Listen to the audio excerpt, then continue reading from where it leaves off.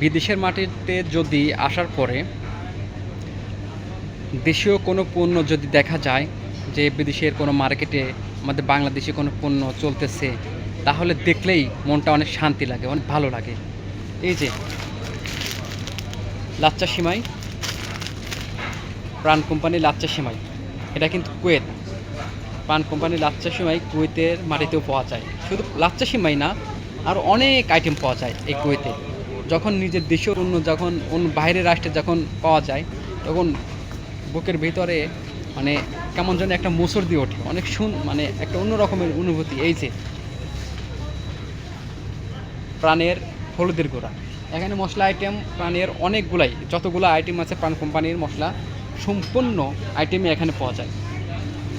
এই যে এই সেলফে পুরাটাই প্রাণ কোম্পানির।